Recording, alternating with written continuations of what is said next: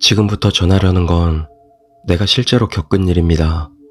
아니, 아직 끝나지 않았다고 해야 할까요? 나는 23살 남자로 부모님과 동생과 함께 살면서 간병인 일을 하고 있습니다. 그날 역시 저녁을 먹은 뒤 거실에서 부모님이랑 함께 TV를 보고 있었습니다. 동생은 자기 방에서 취직 관련해서 뭘 알아보고 있었습니다. 그때 갑자기 TV에 노이즈가 꼈습니다. 하지만 금세 멀쩡해졌기에 나는 신경 쓰지 않고 계속 TV를 보며 입을 열었습니다. 그러다 문득 부모님에게 시선을 돌렸습니다. 그제야 나는 이상한 일이 일어났음을 깨달았습니다. 부모님은 입을 반쯤 벌린 채 깜짝 놀란 것처럼 눈을 부릅뜨고 TV를 바라보고 있었습니다. 왜 그래? 다들? 나는 이제껏 본 적 없는 부모님의 표정에 놀라 물었습니다. 그러나 부모님은 나를 무시하고 계속 TV를 바라보았습니다. 그러더니 갑작스레 두 사람은 부릅뜬 눈만 돌려 나를 보았습니다.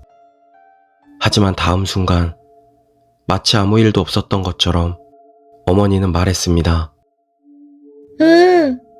그렇지만 자취라니 말이야. 아버지도 마찬가지였습니다. 괜찮지 않겠어? 아니, 잠깐 기다려. 지금 그건 뭐였어? 뭐였냐고? 부모님은 둘 다 의아하다는 표정을 짓고 있었습니다.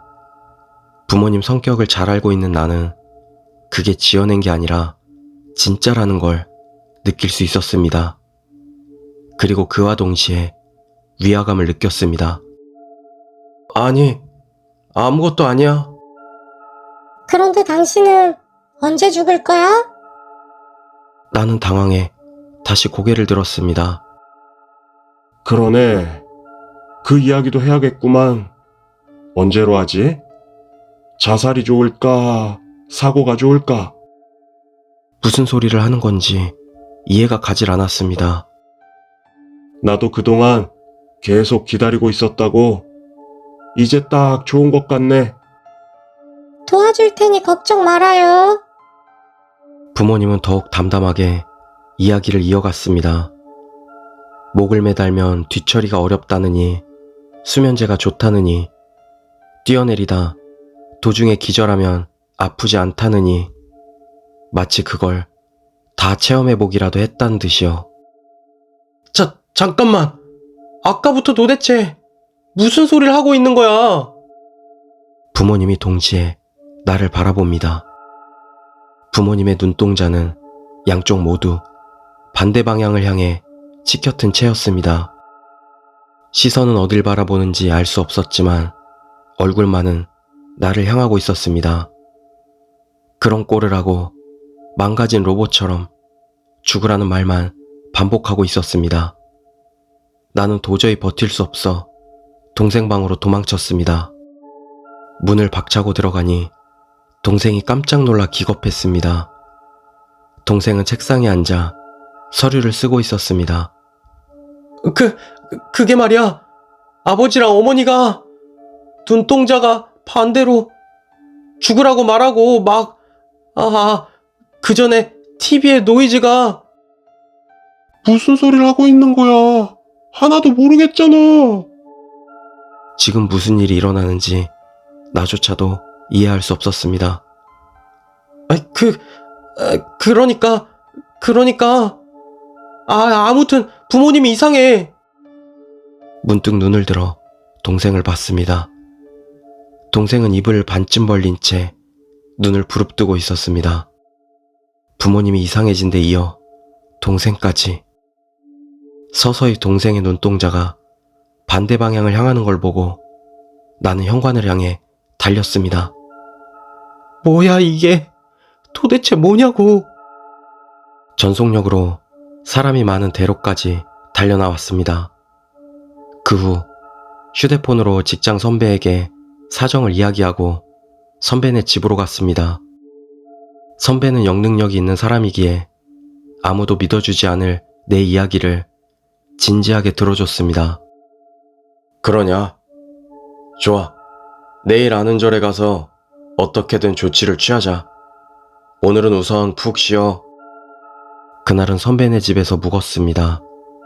다음날 선배네 집에서 30분 거리에 있는 절에가 거기 주지스님에게 어젯밤 일을 이야기했습니다.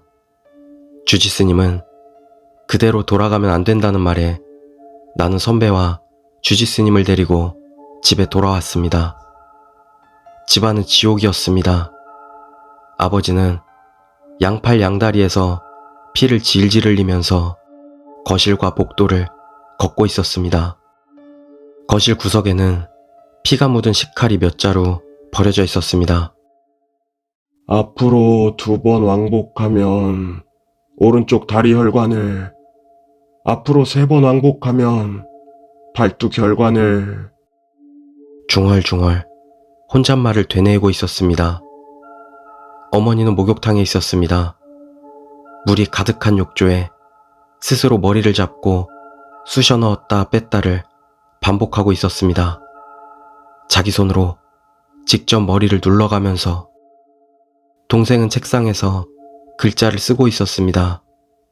다만 손에는 커터칼을 들고 있었고 책상 위에는 거울이 있었습니다. 집 주소를 몸에 새기고 있었습니다. 나는 무서워 엉엉 울었습니다. 그 후 3명 모두 주지스님과 다른 절에서 도와주러 오신 스님 덕에 정신을 찾을 수 있었습니다. 주지스님은 가족들이 그렇게 되어버린 건 선조에게 원인이 있다고 합니다. 사극에서 종종 후손까지 저주한다고 말하는 그런 거라고요. 게다가 저주하는 방법도 잔혹해서 그냥 죽이는 게 아니라 가족에게 빙의해 천천히 시간을 들여 올가매는 방법이라는 것이었습니다. 다만 저주하는 쪽도 그리 쉬운 일은 아니었을 거랍니다. 나는 전생에 덕이 높은 스님이었기에 나한테는 차마 손을 못 댔다는 겁니다. 태어났을 때부터 계속 그런 상황이 이어지니 참다 못해 가족에게 손을 넓혀 압박을 가해왔다고 합니다. 지금은 아무 일 없이 지내고 있습니다. 다만 아버지와 동생 몸에는 아직도 상처가 남아있어 같이 목욕이라도 가면 늘 우울해지네요.